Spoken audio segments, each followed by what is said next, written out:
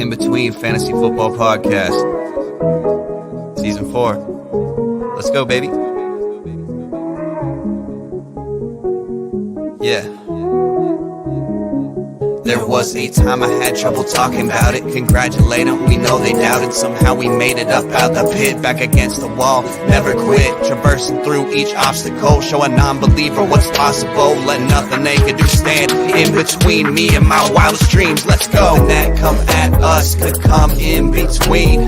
Life gave me the worst, yet my side grew so green. We've been down in the dirt, been tossed in the trash, but I never stray from my path. When we're gone, we ain't looking back.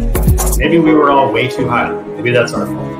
It's going to be a crazy time, but it's going to be a fun time. Life is boring if you don't take some chances and do some things outside the box. Your destination for both some feel-good lifestyle advice and some fantasy football advice. All right, everybody. Welcome in to the In Between Fantasy Football Podcast, baby. We are back with our rookie preview show tonight.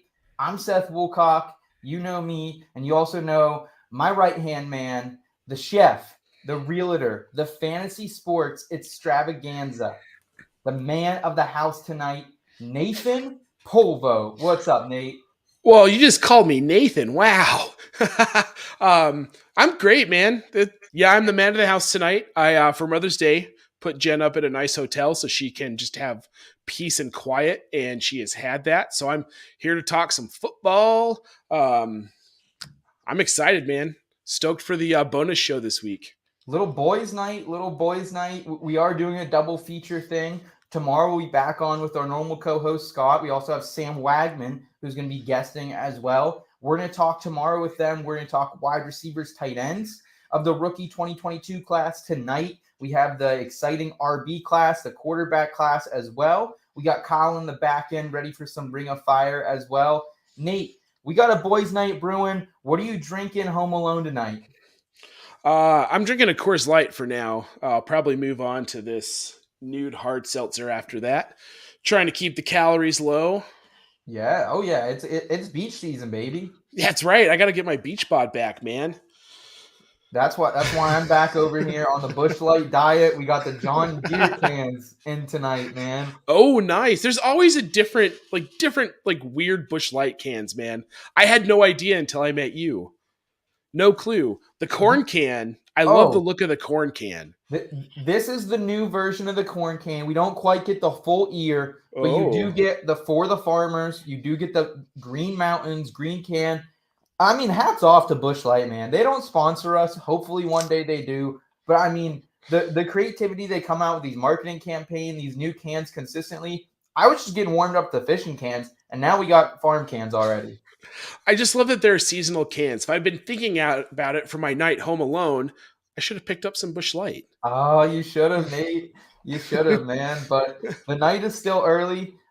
Nate is home alone, and it kind of got me thinking a little bit. You being home alone, like I just recently heard about like Home Alone star Macaulay Culkin and kind of everything that transpired with him emancipating himself at like age 15. His parents like forcing him and his siblings to go into like child acting just to take some of their money. Like, have you heard about that, Nate? That was a wild story.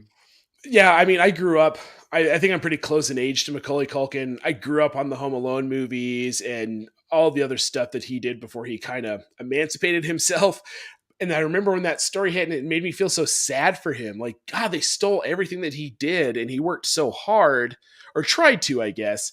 But that was wild. But dude, child actors, man, like Corey Haim. Yeah, and he's actually dating former Disney Channel star Brenda Song now as well. I believe they have a child together as well. So super interesting how it played out. Yeah. I know we're going down a little bit of a tangent hole there, but Nate being home alone tonight reminded me of that. So hopefully you don't have any intruders, and if you do, hopefully our boy Macaulay taught you what to do, bro. Oh, he did. I think about it every time I'm home alone. Awesome, man. Well, as we mentioned, guys, tonight on the show, we're doing our RB's QB rookie preview. We also have Kyle, who we're going to tag in to do some Ring of Fire here at the end of the show as well. And we're also going to be breaking down an extensive. In addition to doing this rookie class, we're also going to be breaking down and giving away something to celebrate 200 subscribers on the channel. This is for Draft Night Out, which is the largest fantasy football event in the U.S., guys. Canton, Ohio, August 13th, put on by our friends over at Cooperative Media Network, Eat Sleep Fantasy, Dale DeMont, and that whole gang. So this is a really cool opportunity. Nate, I know you participated in Draft Night Out last year as well. Yeah, no, it was amazing. It was really cool to get to do a live draft with some of these people who are in the industry or, through different social media platforms you've gotten to interact with on shows. Really neat experience to have the big board. It was a lot of fun. Guys, we're giving away a slot for this. So if you're going to the expo, we're here for you. All you have to do is make sure you're subscribed to the In Between Media YouTube channel. Comment during the show. Kyle's going to be keeping records. He's very staunch. He's making a list. Kyle, you're going to keep track? Oh, yeah. I'm making a list. I'm checking it twice. We're going to have the elves making something nice. All right, guys. Kyle's keeping track, so make sure you comment. Get in there. Win the slot. It's going to be a lot of fun. We hope to see you there. Absolutely. Draft Night Out, baby. Really kicks off football season for us. So excited for that. Excited to break down these rookies with my brother from another mother here. Let's get into it with some front and center, boys. Sometimes taking that first step out the door is the hardest thing to do. Give it a chance, you'll be begging for more. Save the spot just for you. We're all somewhere in between. How about you come to the place you can have some fun? Ain't gotta worry about knowing not what it means. Come and give me another, cause the night is young. At least I so thought. This just in. Breaking news. Front and center. Front and center, baby. Here we go. Let's start it off here, Nate. We're going to go through the top 3 rookie RBs pretty extensively here. They're the ones who are going to have the most redraft fantasy football relevance here in 2022. We will break them down, and then we'll touch on these other guys who maybe there's a chance they're fantasy relevance, but it's going to take an injury, a trade, something a little crazy to happen. So let's see what happened, guys. Let's start at the top here with Breece Hall. He was picked 36 to the New York Jets. They actually traded up with the Giants to go get him. There's a reason Breece Hall came into this fantasy football offseason as the RB1, Nate. He runs a 4.39 40-yard dash. He's high 90 percentile in speed and burst score. Just in the last 2 seasons, man, 3,000 rushing yards and then 46 total TDs for him in college. What do you like about Breece Hall here? And is he someone you're maybe investing in redraft this season? Probably going to cost you about a 4th, maybe a 5th round pick. So, yeah, I like Breece Hall. I do think he's probably has the highest upside of any back in this class. There are others that I like their situation a little bit better because, let's not kid ourselves. We're talking about the Jets still. We don't know if Robert Saleh is actually a good coach. They weren't great last season, but we did see Michael Carter actually start to do some stuff, which gives you a little bit of hope for Breece Hall, I think, which really dings you for Michael Carter. But at his ADP, he's going as a back-end RB2. Like, I really like that value right now for him. And I think that, if we're talking back-end RB2 value, ADP, I'm going to snag him in drafts. Yeah, right now, Nate, he is RB20 in underdog drafts, player 51 overall. So about the early 4th round is where you can snag him, or late 4th round, that is, excuse me. So Breece Hall, it's interesting here, but the one thing that is a little bit of a hold up here. Yes, you said it is the Jets. I think the Jets can be a little frisky this season. They're my frisky pick of the season to maybe take that jump that a lot of people are expecting the Dolphins to take. However, what about Michael Carter here, Nate? Because he's still in this backfield. He had a very productive rookie season while healthy. And Ty Johnson is also still in the mix. He has no dead cap hit, though, if they cut him. He is only through 2022. So this could be Michael Carter and Breece Hall's backfield after that. Well, that makes the most sense to me. Ty Johnson's 5th year, 6th year. This is his 2nd team. He started with the Lions. he's got an opportunity and he hasn't capitalized. 2021 is a perfect example. We all looked at him coming into the season like this is a guy who has potential to explode. It never happened. With Breece Hall and Michael Carter, they're going to be the 1-2. Ty Johnson's going to be left out in the cold. But I'm concerned about where Michael Carter's going to land in that 1-2. Yeah, and the biggest thing that's tough here, Nate, is Zach Wilson was not very efficient at targeting the running backs in that offense. Right. Mike White was doing a lot of damage with Michael Carter, with Ty Johnson through the air. We didn't see that from Zach Wilson so much, but I have to think Mike LaFleur is going to use the talent, whether it's Michael Carter, whether it's Breece Hall. One thing we know is the Jets did improve that offensive line.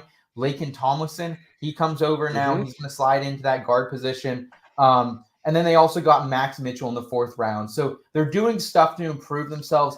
I think the Jets could be interesting here. The only issue with Breece Hall is he going to get the pass catching work, what limited work there might be in this backfield, maxed out in college at a 9.9 target share, Nate.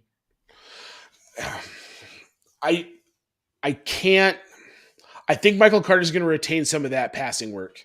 I do too. But I do think that they want to see if Breece Hall can handle some of it too. And if Breece Hall proves to be efficient, say preseason, first couple weeks of the season, we're going to see a dip with Michael Carter's targets. And that's really all that's propping up his fantasy value at this point, is the idea that he's going to get work in the passing game. Right now, he's the RB 35 in redraft. I mean, yeah. Are you taking Breece Hall at RB20? Because I don't get excited about Breece Hall at that, but I think that's still right around hit. Like I think you're drafting him towards his floor. I think he could be an RB1, but it's going to take a lot to go right for him. As long as he's in that RB 18 to 22 range, I'm okay with that range. That's kind of a mix of whatever, where I think that he could do very well in that range, and I'll be okay with where I drafted him. So going right ahead of him a little bit is Ezekiel Elliott at RB 17 and David Montgomery. I would both rather have those players. Are you with them as well, Nate? I'd take Breece over Zeke. Okay. And then, I'd probably take I definitely take him over Zeke. Okay, I would not. I would stay with Zeke Elliott, but then J.K. Dobbins, Antonio Gibson, Travis Etienne, Josh Jacobs. That's the tier you're in, and I think over those guys, I would take Breece Hall over them. Yeah, I mean, especially I just don't think the fact that J.D. McKissick is back in Washington really doesn't bode well for Antonio Gibson, but that's conversation for another show. No, we're going to talk about it later. Brian Robinson's in that backfield now. Yep, fair enough. So we will talk about them. So Breece Hall, Nate and I are saying in redraft leagues, he is someone to invest in. If he stays around that RB 18 to 22 range, we're all right with it. We're not screaming, we're not shouting, but we're all right with it. Moving down the list here, Nate, Kenneth Walker goes at pick 41 to the Seattle Seahawks. Not what we wanted for Ken Walker here as far as landing spot. I love the talent, though. I mean, 5'10", 210, prototypical running back size. Had over 263 carries last year for Michigan State in the Big Ten, baby. 1,600 yards for him, 15 TDs. Previously at Wake Forest before entering the transfer portal in 2021. Nate, he was 6th in the Heisman voting. However, he enters a very crowded backfield. Chris Carson is recovering from cervical fusion surgery. Not totally sure on the details of that, but it's something in the neck. It seems kind of dangerous. And then Rashad Penny, your boy, ready to rip as well. What is your take on this Seattle backfield year one, Kenneth Walker? So Chris Carson, I think, is going to be a non-factor. I just can't see him getting any sort of significant workload again in his career. And I know that sounds, but dude, that neck injury is no joke. I know. And it's not the name, bro. The name like scares the shit out of me. Cervical fusion. To be fair, Peyton Manning had a similar procedure and came back and won a Super Bowl and had some of his best seasons. But he also wasn't being asked to run the ball up the middle. Right. Against an NFL defense. This is different for a running back. I like Chris Carson. I like his talent. I don't think he's a factor. I really like Rashad Penny, but we haven't seen him be durable through an entire season, which concerns me. I think people are kind of sleeping on Ken Walker, man. Like, he's right now graded out as an RB 35, so a back-end RB 3. You've got to imagine, even if Drew Lock isn't great, that he's still going to get volume. in the passing game as well. Yeah, it's tough because they don't have a lot of targets outside Tyler Lockett, DK Metcalf. I mean, they have Noah Fant for what you want to believe in him, and Will Dissly as well. But it's tough. I think the big thing that people are struggling with there is there's the very can Kenneth Walker catch the ball? And it's something we're not too sure of because he only had 13 receptions, 86 yards, and 1 TD here at Michigan State this last year. However, I've watched a lot of Michigan State football over the last couple of years, just being a Big Ten fan, and they don't normally target the RB no matter who it is. Like even Lev Bell in his breakout junior season, he only had 32 receptions at Michigan State. I'm not saying he's Lev Bell. I'm saying he's probably half the pass catcher Lev Bell is, being one of the all-time great pass catchers at RB. But I think he's a serviceable guy. I think he has like J.K. Dobbins level hands. And to me, he reminds me of Maurice Jones-Drew, but a little bit taller. So I'm comfortable with it. I think like right now on Underdog, he's RB30, Nate. I think that's still like for where you're getting him, that's around Tony Pollard, Kareem Hunt, Singletary, Damian Harris, Michael Carter. He's actually going ahead of Rashad Penny by 2 slots, according to Fantasy Pros, which I think is interesting. Yeah, I don't blame him on that one too, because Rashad Penny's been so banged up. I think what happens is I think Rashad Penny, I think he gets the go out of the gate. Maybe it's a couple weeks in, maybe it's Seattle's bye week.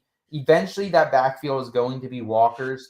And I don't know if it's going to be Rashad Penny injury that does it or just a down game that they want to see what Walker can do. But he's going to explode at some point this season. It might just be one of those that you have to overdraft him a little bit and sit and wait like we had to for DeAndre Swift, Miles Sanders, insert, average to above average rookie running back.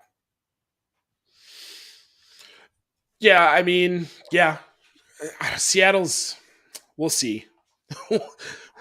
We'll see.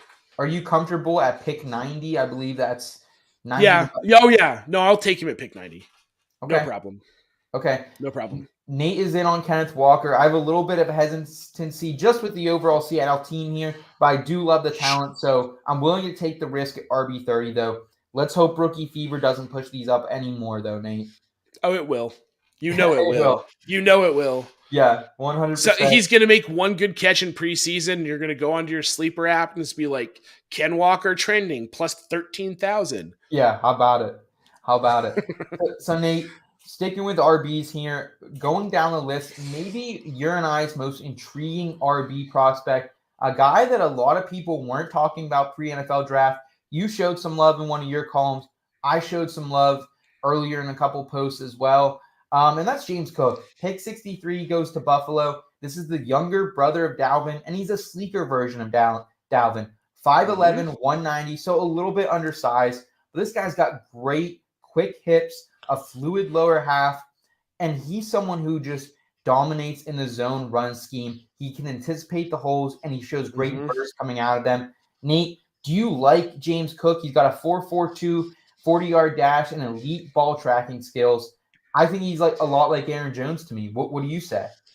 So I took James Cook with 103 in a rookie draft last week. That tells you how much I like him. Breece Hall was gone. I didn't need a wide receiver. So I took James Cook. What pick was that? 103. And Breece Hall was okay. Who's gone? Who's gone already? You said Breece Hall was gone. Drake London was gone. So I took James Cook. And I don't feel bad about it because I think that everyone wants to say Buffalo doesn't throw to the running back. That's true. They don't. But that's because their running backs are Zach Moss and Devin Singletary. They're not pass catching backs. Don't you put Zach Moss ahead of Devin Singletary, even naming them. Well, okay, so let's try Devin Singletary and Zach Moss, sir. But it's telling that they tried to sign J.D. McKissick. You don't sign J.D. McKissick to be a pure between the tackles running back. He's a guy you're asking to get outside and to more specifically catch the ball. That's what he does and what he does well and what he has done well in Washington. They couldn't sign him, so they went out and got James Cook, who does just that. He caught all 27 of his targets his his senior season in Georgia. Every target thrown his way he caught. That's efficiency. They weren't asking him to do it a ton, and maybe Buffalo won't ask him to do it a ton either at first. But I'm telling you, this is a guy whose PPR upside is ridiculous if he hits. And in a really like raw class, like if you're going to go after a rookie running back, go Breece Hall, then go James Cook. Yeah, I was surprised. I was in a rookie draft last week. I saw him go 105, and I was a little surprised by that. There is a lot of talented wide receivers, and I don't think I'm the person to tell you to take him at 103 or 105, but I think you should be comfortable. This is a year where ADP and rookie draft does not matter. You need to go after your guy, and if that was your guy, Nate, I totally agree. And the one thing, I would like to point out a little bit is Devin Singletary. This is a guy who, until last year, late in the season, hasn't had a lot of success. However, he proved a lot to me down the stretch there. Between the last 5 weeks of the season, so week 14 through 18, Devin Singletary was the PPR RB2, Nate. And in addition to that, when they got in the playoffs, this was the guy they leaned on. 107 rushing yards, 3 total touchdowns, and 7 receptions. Went to in those first games by Buffalo quite a bit. He was leaned on a little bit. And in the red zone, they started using him as well. So I think this could be a situation where we see Devin Singletary get the early down role and the goal line work to start. But James Cook still is going to be a value with that PPR boost there. There's no Cole Beasley. There's no great slot threat on this team. Jameson Crowder enters the fold. Right. Isaiah McKenzie is there. But they're going to need to lean on someone in short yardage situations as well. And I think James Cook, especially for 2023, has massive upside here, Nate. I just love the prospect. And I think he has maybe a higher ceiling than even Breece Hall when it all comes said and done to it. He very well could. And don't discount his ability to run between the tackles just because he's slight. He's very shifty. He has quick feet and he finds holes and he's got a lot of burst at the line. He's very much like his brother. He's just smaller. Yeah. And then we have the GMM network here on YouTube. I don't expect James Cook to be the leader in rushing for Buffalo, but I think he could be third on the team in receptions. And I think that's very true. Just want to remind our YouTube listeners as well, make sure you're subscribed to us, comment in the chat, and then we will enter you in a Draft Night Out sweepstakes. Just want to shout that out one more time. But Nate, I think James Cook, I think we've covered it pretty well, but he's a guy right now I am very interested in any format to get him.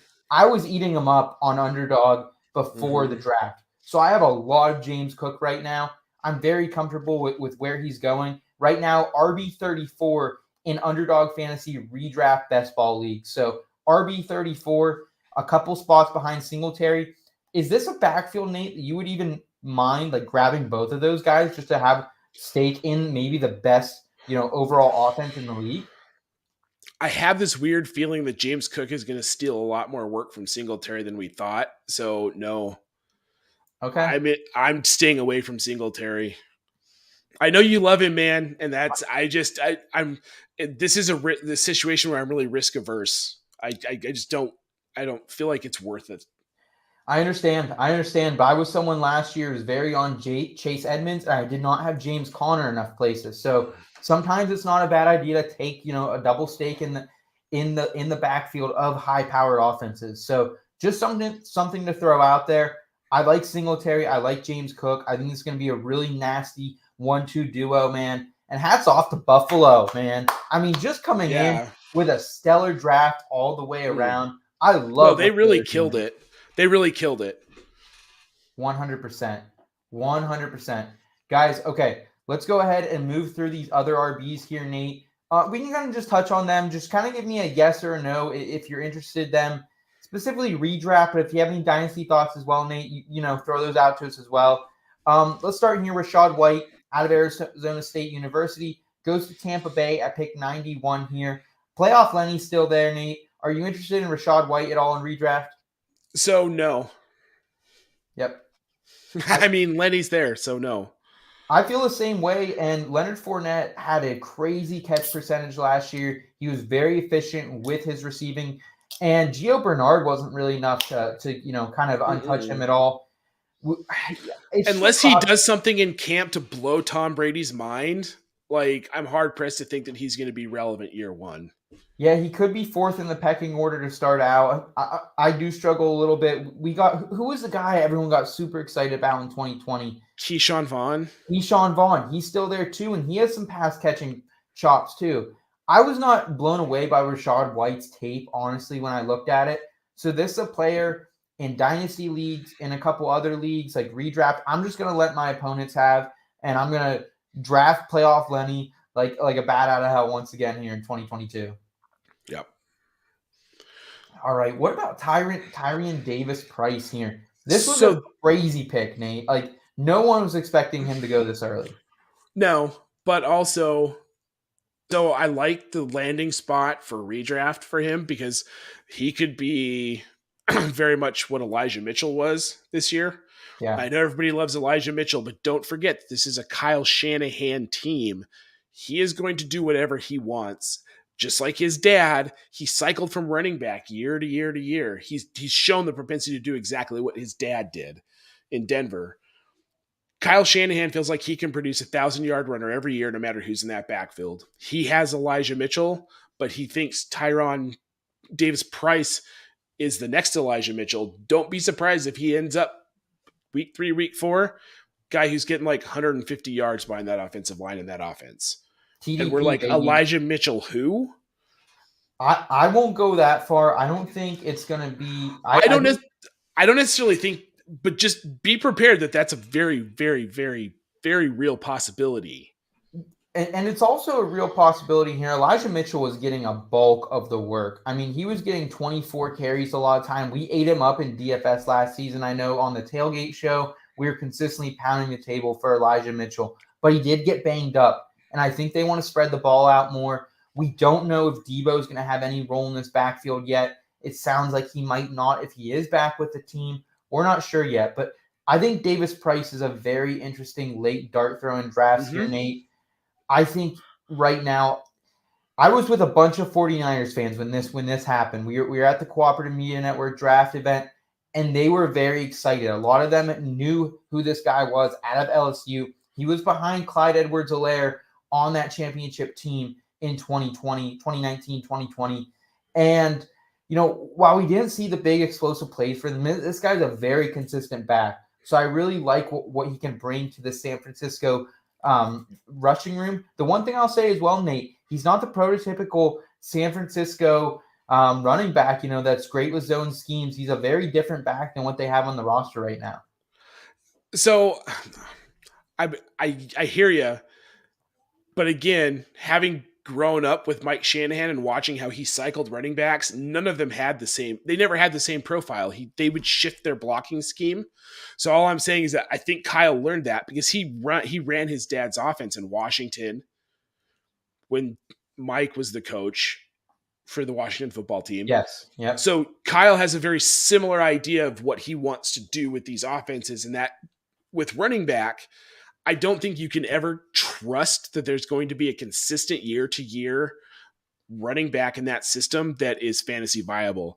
It's going to be, there will be one, but we're not going to know who it is until like week 3, week 4 of the season. So are you off Elijah Mitchell at current ADP, which I think is right in the 20s somewhere? Yes, I'm out. I'm not drafting a San Francisco running back. What about Davis Price here in redraft right now? If it's super late, RB53. Yeah, I'll take him at RB53. Okay. I mean, in a lot of redraft leagues, he's a guy you're probably going to get on waivers like you were getting Elijah Mitchell. So, okay. Nate, what about Brian Robinson? This was a guy I thought was very underrated. I mean, he was the workhorse at Alabama this last year. He wasn't asked to do absolutely everything, and he wasn't stellar. He wasn't Najee Harris, but he was a solid running back. And now he goes pick 98 to the Washington football team. So very, very interesting situation here. Something's cooking in Washington right now. And maybe it's the fall of Antonio Gibson a little bit. And maybe it starts with Brian Robinson here. Any interest in redraft in B-Rob? And are you concerned about Antonio Gibson with this move, Nate? Well, I've never had a lot of faith in Antonio Gibson because I don't think the organization has shown a lot of faith in Antonio Gibson. Like he's been good when he's been given an opportunity. I just don't think Ron Rivera got what he wanted in Antonio Gibson. He doesn't fit what Ron Rivera is looking for. So Brian Robinson's interesting. And again, I'm going to go back to the fact that they lured J.D. McKissick back from the jaws of the Buffalo Bills. So they wanted him enough. I think Antonio Gibson's cooked at this point. Oh, Brian easy. Robinson, I'm interested late in redraft. Like RB where 56. he's yeah, no, I'll take him at RB 56 all day. Antonio Again, Gibson, RB 21. Interested in him at absolute all? nope, not even a little bit. I won't touch Antonio Gibson. Okay. Interesting fact, I have never had a share of Antonio Gibson, dynasty or redraft. Connor's saying easy here on YouTube, Nate. Saying easy. And I think Connor's right here, Nate. I'm not willing to throw in the towel for Antonio Gibson. Is he an every down back? No, but I think Washington can be more creative in the ways they use him. This is a guy who took 70, 80-yard screens to the house last season. That's how he needs to be used. He needs to be used in the short passing game, in some zone running schemes, and get him going, man. But I don't think he is an every down back. And hopefully he can clear up that foot injury because it still seemed like it bothered him quite a bit in 2021. Yeah, I don't want at an RB2 value, I don't want him. It's not worth it. There's guys I'd rather have around him. I'm all right with it at that price. He was going as a late RB1 last season, and he still had a pretty productive season. So I'm all right with it here. I think Brian Robinson, though, if I'm rostering Antonio Gibson, I maybe throw a late round dart throw in a deeper league at B-Rob. If you're playing Scott Fishbowl or one of those, I'm definitely throwing one where I have a big bench because I think eventually this could be, a 1A and a 1C situation. I don't think I'm going to give B-Rob the whole 1B, but I think he's going to be involved. Yeah, I agree.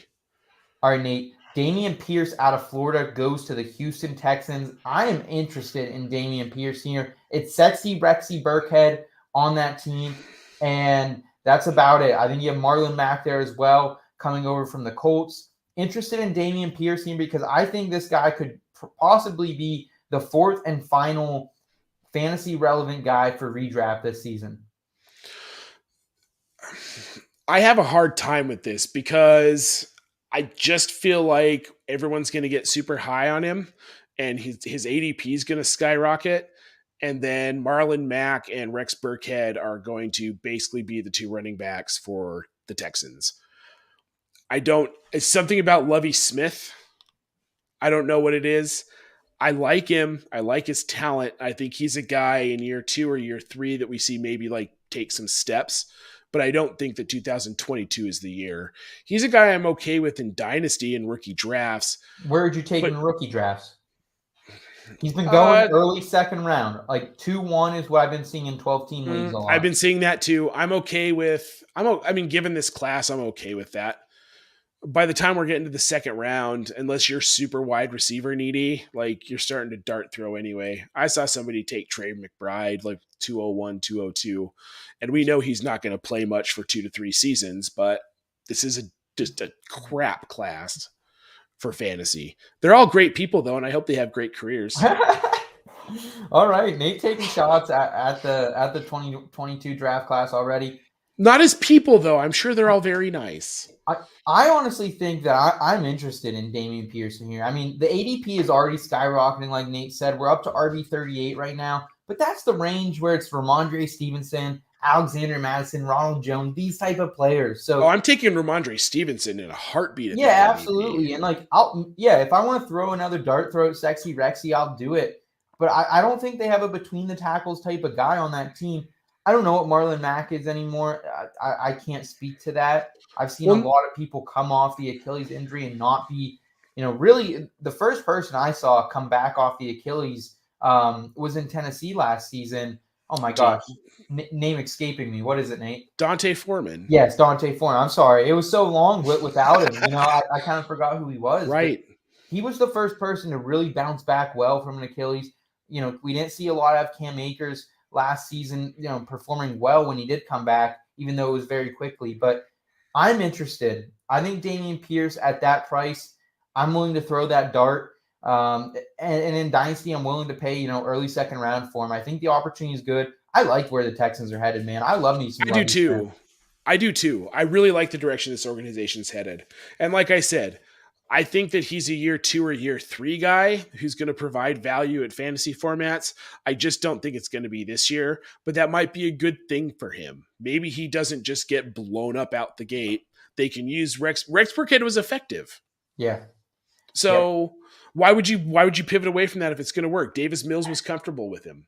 Yeah, it's still Rex Burkhead. It's still Rex Burkhead, Nate. But Yeah. I digress. Let's move forward here.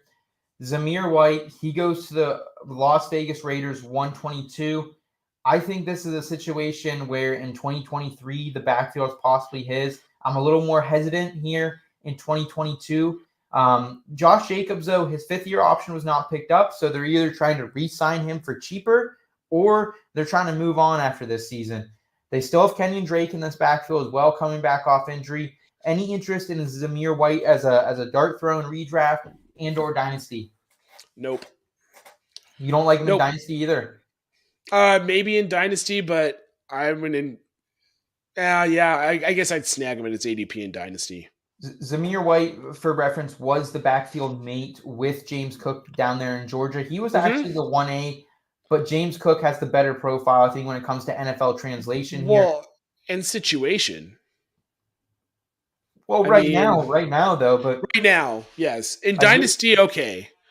And yes, I agree with that. Zamir will beat Drake out, but he's not going to beat Josh Jacobs out. He might by the end of the season, but that's a risk in redraft. But also, I mean, his ADP. Yeah, I'm interested. I'm interested in what we have here from Zamir White, but it is more of a 2023 play. I agree, but I'm willing to use a mid-second round, late second round pick in dynasty rookie drafts. Other than that, I think he's a guy, again, maybe I'll take a dart throw in Scott Fishbowl, one of these deeper leagues. But other than that, we're probably hands off Zamir White this year. Pierre Strong, Nate, I believe you're probably off him as well. He goes to New England. That was a weird pick. Just a load. That wasn't even the only running back they picked in this one, too. So obviously, either they're trying to move off Damian Harris here or, they're just preparing for the future after his contract's up. Yep. And then Isaiah Spiller, Nate. This is one of the last big ones here. People were really, really high on Isaiah Spiller coming into the draft. A lot of people had them as their RB3 behind Ken Walker and Breece Hall. I will say I'm not taking a victory lap, but I didn't see it in Isaiah Spiller, whether it was his film, his metrics, his statistics. I just didn't really see it from Spiller out of Texas A&M here, but he does fall in an interesting situation with the Chargers. Well, I think that he provides something that Austin Eckler doesn't in that offense, and that's being a bruiser at the line of scrimmage when they need short yards or red zone, like they're at the goal line, because they never wanted Eckler to be that kind of back, which now they've got that guy. Now, I'm not saying that I think he's super relevant in redraft this season. He's another one of those dynasty guys where they're also looking at Eckler's contract. Are they going to re-sign him? He's getting up there in age, man. Right. I know he's like 26. Man, he is old. But I really do believe that this is like a look at the future for the Chargers. They think that Spiller could be the guy who replaces Eckler. Yeah, it could be. I'm not going to buy into it too much either in dynasty leagues or in redraft here. I've seen the hype the last couple of years, whether it's Justin Jackson, Joshua Kelly, Larry Roundtree. A lot of these guys for the Chargers have not panned out. So I think I will stay away from Spiller. Again, my pre-draft rating of him was not super high. Didn't perform well at the combine either. So I am kind of moving away from Spiller, but I understand if you want to take the shot. And if you have Austin Eckler, he's not a bad guy to grab in the 16th, 17th round. Yep, I agree. Nate, let's round out this list here of running backs with Hassan Haskins. He is a bruiser coming into Tennessee. Really looks like he could be the heir apparent of Derrick Henry. I'm not worried about it this season. I'm not touching Haskins. Maybe I'll throw a dart on him in the late second, early third round of rookie drafts. But other than that, I think I'm going to stay clear. Yeah, I'm staying clear of him. I mean, Derrick Henry. If Derrick Henry gets hurt, he's a guy, sure, load up on the waiver. Yep. They did lose some of their running backs, but Dontrell Hilliard's there too, and he was a very solid backup. And Jeremy McNichols should be back in the fold as well. Right, exactly. What about Tyler Batty? Because I think he is interesting. He goes to Baltimore. Tyler Batty had a very, very productive college career. Our guy Scott Rainier, Munder Difflin, one of the co-hosts on this podcast, he did a really great in-depth statistical breakdown of him on fantasy data. So I highly recommend you guys check that out. Definitely. Are you interested in Tyler Beatty though? Because Mike Davis is now added to the fold. We got Gus Edwards, J.K. Dobbins coming back off the ACL. I think the only way Tyler Beatty has some fantasy relevance is if J.K. or Gus is not ready to go come training camp. Yeah, no, there's no way I'm out. That backfield's way too full. And you know that Dobbins is going to get preference and Edwards is going to get preference. And then Mike Davis is going to get preference. And then maybe Tyler Beatty. In Dynasty, I'm okay with it though, because you never know what's going to happen. And he's such a back end ADP right now. He's worth a shot.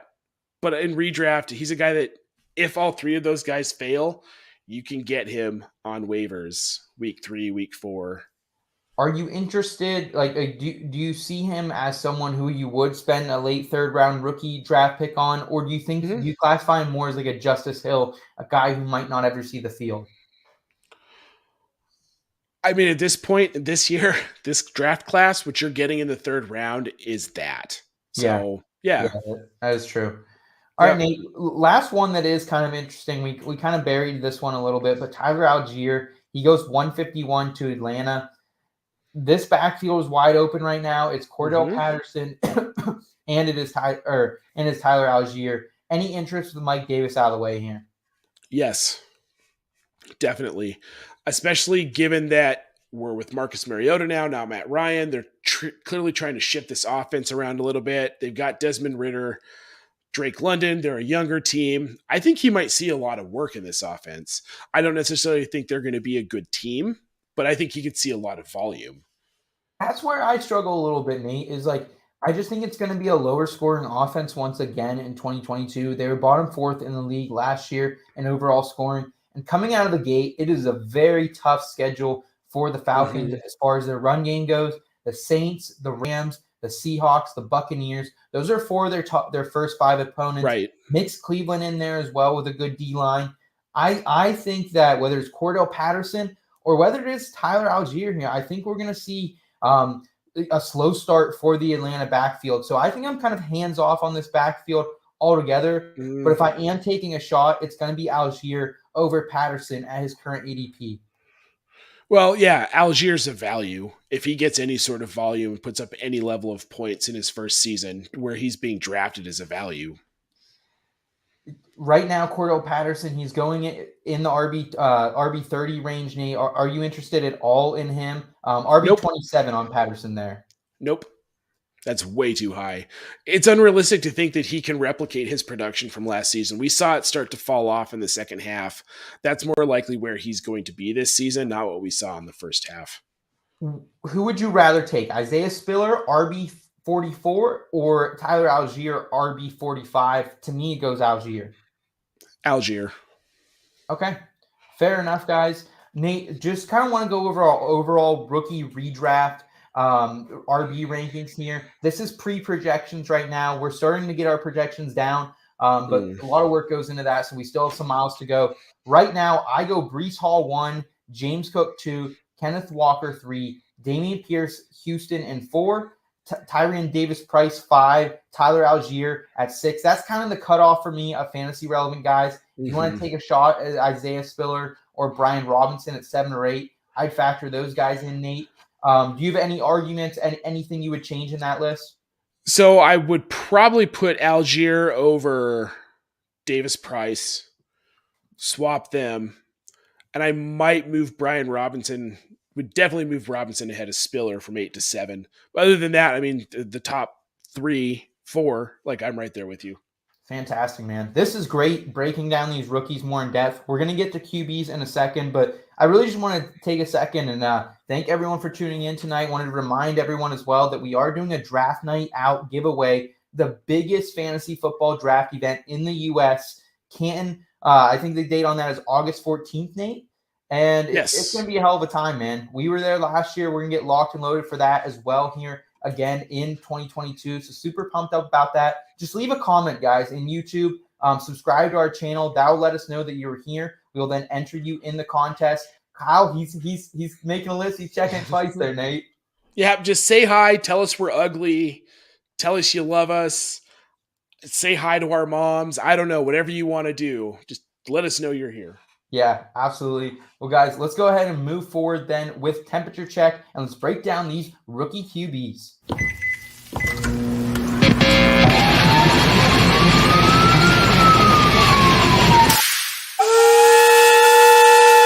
Temperature check. That's really spicy. Holy sh! All right, here we go, family.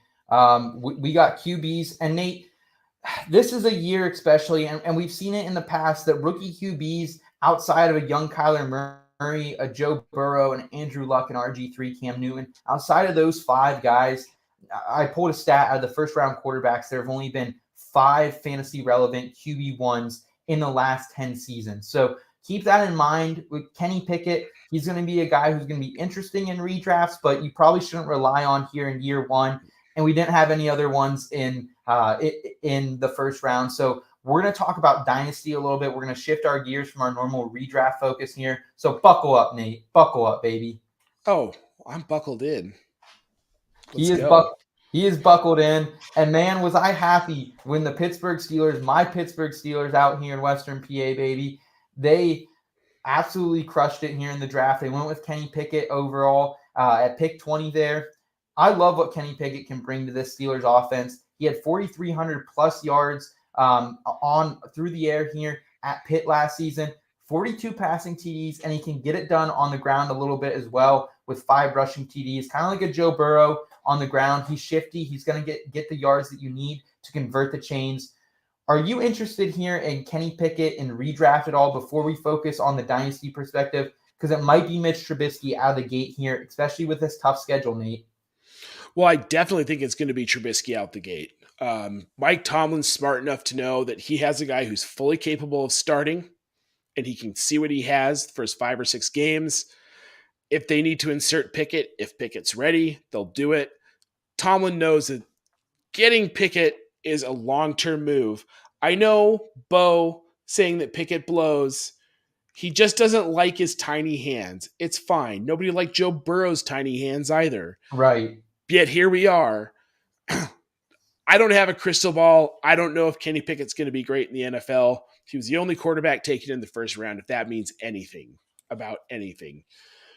I am interested in him in Dynasty, but if you are taking him in redraft, you need to reevaluate your life decisions because he is a guy that you should be able to get realistically, unless you're playing in some weird like double super flex league. You should be able to get him on waivers should he get the starting job. Yeah.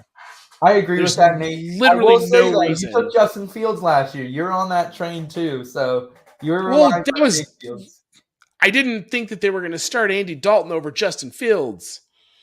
This is different. It's different. Mitch Trubisky's still in the conversation, however. But yeah, super interesting here. I think we're going to see Mitch Trubisky struggle out of the gate a little bit, guys. The starting schedule here for the Pittsburgh Steelers, they start with the Bengals, and then they have the Browns, the Pats, and then my Frisky Jets, man. Frisky Jets. So this could be a 1-3, 0-4, 2-2 at best start for Pittsburgh. If by Frisky Jets you mean that they're going to be cat food for the rest of the league, then you are 1,000% correct. But otherwise, we're going to have to talk about this Jets love you've developed. You didn't run this by me. I don't know what's happening right now. I know, man. Digging into those metrics. I'm sure we'll talk about it more next episode tomorrow night when we have Scott and Sam on the podcast and talk about the receivers. But the Frisky Jets, man, look out for them. I'm intrigued, though, by Kenny Pickett. Not in redraft here, but, he's been falling really deep in single QB dynasty leagues. In my home dynasty league recently, very competitive league, I think he went around the 210, something like that. So if you're in need of a QB, if you have a Tom Brady, one of these older cats you're relying on, look to Kenny Pickett in your mid to late second round of rookie drafts.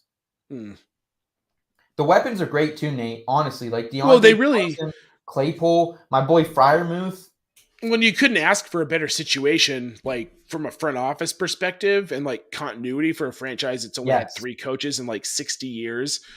And Mike Tomlin has never had a losing record. He's probably not going to start this year. And if they believe in Kenny Pickett and he gets inserted into that offense, like he's probably going to be pretty good. Absolutely. Absolutely. So, guys, moving on here, Desmond Ridder. He was the second quarterback off the draft board. He went 74th overall to the Falcons. And this was a surprising move a little bit with Malik Willis falling so far, with Ridder falling so far as well. But to the Falcons right now, I'm a little bit harder on Ridder than I think you are, Nate. I don't have as much confidence in Marcus Mariota. I think he's going to struggle out of the gate as well. And I think we could see Desmond Ridder late in the season for the Falcons. Any interest on the kid from Cincinnati? Not in redraft for 2022. I've seen him going first round in some rookie drafts. Dynasty? I think that's a little high. Dynasty what rookie about, drafts. Is that a super flex league, though? Yeah. I mean, they're all super flex at this point for me.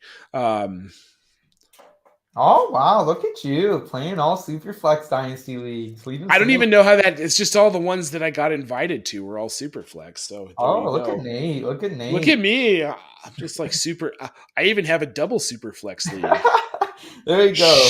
Shout out Chaos League. I don't know, man. Like, I feel like it's 50-50 that he ends up actually getting handed the starter's job this year, because I think Marcus Mariota is going to be better than a lot of people think he's going to be. Dude, you're handing the guys the keys to an offense with Kyle Pitts and Drake London just to start. I feel like that's pretty good. And if he can't get it done, then we'll see Ridder by week 6 or week 7. Brian Edwards also there now, traded from the Las Vegas Raiders as well. No, I know that happened. I'm just. Here's what I'll say, Nate. Starting schedule for the Falcons. Wait, is that good for Amon-Ra St. Brown though? What? Is that good for Amon-Ra St. Brown? Brian Edwards going to Atlanta? What does that have to do with Amon-Ra St. Brown? Everything's good for Amon-Ra St. Brown, man. Get in on the joke. I haven't heard that. It is funny though. I do love me some Amon-Ra St. Brown. You know that. But I do. All right. Nate, sorry. Starting schedule here though for the Falcons: Saints, Rams, Seahawks, Browns, Bucks. I think they beat the Seahawks and that's it.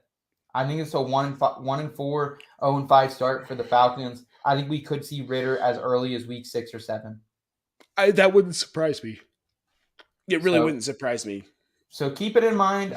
I think he's a decent target in dynasty leagues here late in the super flex league. I'd be willing to take him maybe late first round. Maybe I'm that guy in your league, Nate, that you're like questioning him. Like, no, bro, I got this. Be ready. I got this, dog. You got this, dog. So Malik Willis, and I got a little bit of flack on Twitter because I took Malik Willis late in a dynasty draft, just off the chance that something happens to Ryan Tannehill. And I'm not hoping for injury or anything like that. Ryan Tannehill is owed a lot of money over the next 2 years. And unless he's traded, he's a dead cap hit you cannot live with. So unless he gets hurt or unless he's traded within the next 2 years, we're not going to see Malik Willis probably until 2024. But I'm willing to take the chance in dynasty leagues because of that rushing upside. Nate, do you have any love for Malik Willis in dyno leagues here late in the 3rd round, single QB, maybe early 2nd round in Superflex? Yes. I believe that Malik Willis is going to be a very good NFL quarterback at some point. I think he has a rough skill set that will get him there. He can hone it because he tested as one of the smartest quarterbacks at the combine. I think he had like the 2nd highest or maybe the highest Wonderlic score. And quite literally every GM that talked about talking to him said that he was the smartest person in the room anywhere he was at that combine. So if someone is going to come into the NFL with a raw skill set and excel, it's going to be Malik Willis. And I think there's a chance that if he's progressing to a point that maybe he starts to see some spot time with Tannehill towards the end of this season, just to get him out there, depending on where Tennessee's at, like some wildcat type stuff, maybe. Yeah. But that could lead to us seeing an absolute quarterback battle heading into the 2023 season that ends with Malik Willis being the starting quarterback in Tennessee. I mean, a lot of this is going to hinge on how good Traylon Burks is too, because they got rid of AJ Brown. So, but I think that of all the quarterbacks in this draft, his ceiling might be not might be. I'm going to say this definitively. His ceiling is higher than any other quarterback in this class. Well, Kenny Pickett would like to have a small hands. No, dude. Word for you there, Nate. If Malik Willis hits, his skill set will be what we all wanted Vince Young to be in the NFL coming out of Texas. He will actually realize what we thought Vince Young could be. Oh my gosh. I'm telling you, dude, I believe in Malik Willis. All right. Well, you heard it here first, folks. Nate is a believer in Malik Willis. I'm willing to take him in that third round dynasty drafts as well. So keep an eye out for Willis. And then what about Matt Corral here? Crazy situation, really solid career for him once he gets to Ole Miss down there. 94th off the board to the Panthers. And I think we could actually see Matt Corral here in year one. It's Sam Darnold. It's PJ Walker. We better see Corral this year.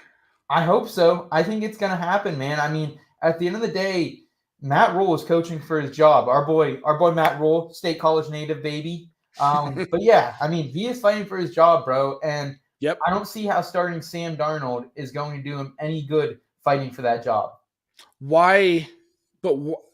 Okay, I hear you, but I question Matt Rule's intelligence running a team at the NFL level, because they traded for Sam Darnold and he immediately exercised Sam Darnold's fifth-year option. Why would you do that with a guy who has floundered with the Jets? Yeah. All of that to say that I think Matt Corral should probably be starting week one, because you already know what you have in Sam Darnold. He's someone who can't function without CMC. And if CMC goes down again, you're looking at another sinking ship with this team, and he's playing for his job. Oh, it's gonna sink, baby. It's 100% gonna sink, because I think they actually are gonna start Sam Darnold. Which is nuts. They got Cleveland, New York Giants, the Saints, the Cardinals, the Niners, and the Rams in the first 6 weeks. They maybe beat the Giants. Their schedule is brutal. Absolutely brutal. Yeah, so we might see Matt Corral. He can run a little bit, so I don't mind. They're gonna need that. Throw. Yeah, he's worth a dart throw. I mean, you're going to get him at the very back end of a redraft, like 16th, 17th round. Yeah, and I would more do that in like in a Scott Fishbowl type of league, a super flex. Super flex. Super flex. Single QB redraft. We're hands off all these guys. You're not touching a rookie. But yeah, I do like Corral though in the late half of dynasty leagues, or in some of those deeper redraft super flex leagues. Sam Howell, last one here for you, Nate. 144th overall, a guy who probably should have came out of college here in 2021. He would have gone higher up on boards. He's behind Carson Wentz. He's behind Taylor Magical Heineke as well. Any interest in Sam Howell? Because I'm hands off on Howell, baby. I'm probably hands off on him in redraft. I'll take him as a late dart throw in like a fourth round in dynasty. Yep. Really. I just not even as a back end dart throw. He's a bull. Heineke's a bull, bro. If I don't believe in Carson Wentz with 1 ounce. I haven't believed in him since 2019. But me either. I just think like Heineke's a bull, man. I don't think you get through Heineke and Carson Wentz anytime soon. And I think if Washington struggles this season, they're back in the quarterback market in 2023. And this could be one of those situations like a Jimmy Clausen for the Panthers 10 years ago where he never sees the field. Jimmy Clausen. I forgot about Jimmy Clausen. Yep, that's my comp, baby. Comp. I feel like Bo is going to have something to say about that. Okay, though. I mean, I don't know. Like, I feel like we all love Ron Rivera so much, and those Carolina teams with Cam Newton were so good, but maybe he's not as great of a coach as we all thought he was. And I don't want to disparage the man. I think he's a phenomenal person. Just maybe we need to question whether or not he's capable of turning this Washington Commanders team around. Question Ron Rivera right now. Question Ron. No, I'm just kidding. You can question him. Stop it. Because, I mean, Ryan Fitzpatrick to Taylor Heineke to Carson Wentz. Those are also GM moves, though, too, Nate. Like, those are GM moves. But you don't – but someone with Ron Rivera's tenure in the league, you don't think he gets to make a lot of those decisions? Yeah. I mean, you know that he's telling the GM what he wants done. The GM just has to do it. I mean, I like their team outside of their quarterback. They got a great D-line. Their secondary still has questions, but I like the addition of Jahan Dotson. You know that. I like the receiving core. I like the tight ends. I like the running backs a lot, too. It's just a quarterback. They need to get that right. And I don't think that guy's on their roster right now. So he's not. It could be Howell. But it could be Howell in 2023 or 2024. But it's not going to be Howell in 2023 unless everything unless they go like 0-10. Carson Wentz gets benched, Taylor Heineke gets benched, and Rivera's like, you know what? Screw it. Let's see what Sam Howell can do. Easier schedule for Washington, though. Keep that in mind as well. That's true. The whole NFC East, I don't know if you saw this, Nate. It's still Carson Wentz. Yes, absolutely. But did you see that the whole NFC East, they all have the easiest strength of schedule? And a lot of that is that they're playing each other, but, you know. Right. Well, Pittsburgh doesn't have to leave the Eastern time zone. Gang, baby. Collusion. All right, Nate, we just broke down the rookie QBs, the rookie RBs. We're going to round it out with just a little bit of fun on the show tonight. We appreciate everyone hanging out with us late night tonight. Let's jump in. Let's get Kyle in here for some Ring of Fire.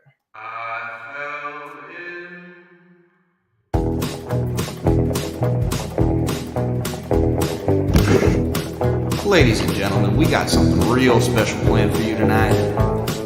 This is the Ring of Fire, featuring our special guest, Kyle Scott.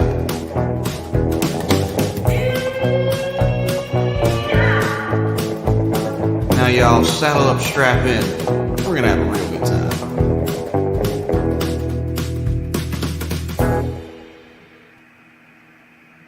And we got Mr. Kyle Scott on the show, audio producer, engineer, editor extraordinaire. What's up, Kyle? Not much, just doing a little podcast action here. Yeah. Dude, that Mariners hat. I love it. I love it. This ain't a baseball podcast, Kyle. You should have known better. I don't have any football hats. Yeah, you got I have a Red Sox banner behind me, man. It's okay to show your baseball love. I got Paulie the Pirate back there, so I'm showing a little baseball love. Let's go Pirates, baby. Buccos. Did you guys see the Buccos? They won a game without recording a hit. Yeah. Against the Reds. Let's go, baby. Oh, Buccos. man, baseball. Buccos. We're going to start a Buccos podcast at IBT. Buccos time. I'm not going to be a part of that. Kyle's hosting. You guys have fun. Every day. Every day Buccos podcast. Good Lord. Kyle, take us away. Save us from the baseball talk, buddy. Can you introduce us to Ring of Fire? Explain what we're going to do here. All right, so we're going to be pulling 3 cards, and depending on what number is on the card, I'm going to ask a different question, basically. Yes, this is an all-time great drinking game in the Woolcock household here, and we've converted it into a podcast segment. So play along, guys. Have some fun with Nate and I. Kyle, let's flip this first card, baby. All right, 4 is floor. So you are going to be reacting to the fantasy floor prompt. So who has the better floor in 2022? George Pickens or, oh my God, Seth?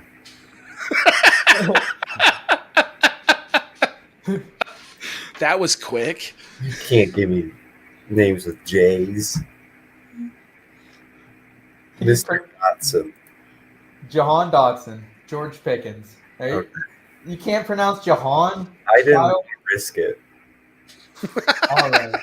All right. So we got two PA Bowls here. We got Jahan Dotson, former Penn State wide receiver. We just talked about him on the Washington Commanders now with Carson, Wentz, right? And Yeah. then we have your boy George Pickens. I don't know if you guys saw what he was wearing on draft night. What the hell was that? He was It was wearing, awesome. I mean, he was pumped, whatever. I was a little concerned, honestly. I didn't know who we were getting on our team. But George Pickens, this guy has been highly rated coming out of high school, was at Georgia, kind of dealt with injury last couple seasons. But now he finds himself in Pittsburgh, probably number 3 on the receiver pecking order behind Deontay Johnson, Chase Claypool. You also got Patty Frymuth in the mix as well. So, Nate, higher floor play, Jahan Dotson or a boy George Pickens? Put it up. It's Dotson. Dotson's more versatile too. He's a speedster. I think that they can use him like some end around stuff, some usage in the running game, some bubble screen, stuff like that. So I'm going to say Dotson. Yeah, I'm going to agree with you here. I just think I would rather have, these are both going to be, I don't think, the best offenses in the league. I think they'll be bottom half for sure. But I would rather have probably the number 2 option in Washington over the number 4 receiving option in Pittsburgh. I'm counting Fryermuth.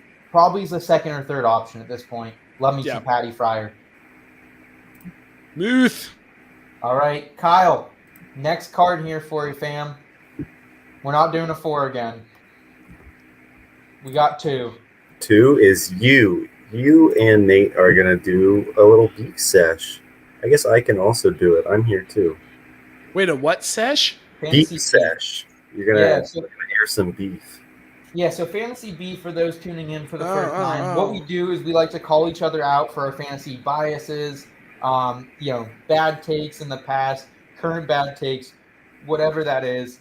Kyle, do you have any beef you want to air, man? Yeah, I have a beef with all the Kenny Pickett naysayers out there. Okay. So when all the news came out, I was going to join in on the fun having and make fun of his hands. And then it occurred to me, I've never measured my hands. I don't know what size my hands are. So I took out the ruler and I put my hand on it. And I was so excited. I finally got past the 3-inch mark. I got to, do you know how big my hands are? 8.5 inches. Isn't that Kenny Pickett size? My hands are Kenny Pickett size. Okay. And Kyle, how tall are you for the viewers that don't know, listeners? I'm 6'4". Okay, so that makes sense. What? Yeah. Yeah. Kyle's a tall motherfucker. Wow, I had no idea you were that tall, Kyle. Oh, yeah. I'm He checking. towers. I mean, I'm not surprised. You kind of, now I'm like, so you're Randy Johnson with that Mariners hat on, man. Do not call Kyle Randy Some Randy Johnson over there. You just blow up a bird. A whole 10 points tonight, baby. That's Kyle's guy. Oh, Randy. Oh, man. That guy. Okay, fantasy beef for me here. I know where you're going already. It's going to be your hate with Jalen Hurts lately, Nate. You got to... Oh, that's not where I thought you were going. Yeah, I mean, I don't really have anything recent other than the Jalen Hurts hate, man. I mean, get on board now. The passing attempts are going up. They don't really have, like, a star running back in there. And I know a lot of his production, you're going to say, was on the ground, and that it's not repeatable. 40%. Look at what Lamar Jackson has done. It's repeatable. His passing game is going to improve now because he's not just throwing to Devonta Smith. He's got A.J. Brown. He's got an improving Dallas Goedert. I like where the Eagles team's heading. I am full captain of the Jalen Hurts hype train. Choo-choo, motherfuckers. No way, man. I mean, look, Jalen Hurts didn't magically get more accurate overnight. He can work on it, man. Sure, Jay Cutler could have worked on it. Okay, that is Baker Mayfield could have worked on it. They did. That's the funny thing. They did work on it. They didn't get better. I don't see him getting better. I hear what you're saying. Josh Allen improved. Josh Allen had Stephon Diggs. Jalen Hurts gets A.J. Brown. Maybe it happens. Yeah, but I still don't think that it's Okay. going to happen. 61.3% completion percentage with Jalen Rager and Quez Watkins as his 2 and 3 options. It's going to get better. Sure. He's got A.J. Okay. Brown in town, man. Devonta Smith is a sneaky wide receiver, too, as well. Keep an eye out for that, man. Okay. All right. All What you right. got, We'll see. Nate? We'll see what happens. What's your beef here, brother? You know, honestly, lately I don't have a recent one. Your takes have all been like pretty much on point. So I'm going to go with the old LaVisca Chenault hate. Oh, Give peace a chance, man. you want me to give the third or fourth wide receiver, maybe fifth if Laquan Treadwell is beating him out. You want me to give him up in the Jacksonville offense? No, thank you, sir. Dude, This week now. he is. Do you remember Wendell Smallwood? Yeah, Do you remember how Doug Peterson used Wendell Smallwood, who had a very similar skill set to LaVisca Chenault, while smaller? He was a multi-tool guy who you could use him in the backfield, you could run him out in the slot, you could do a lot with him.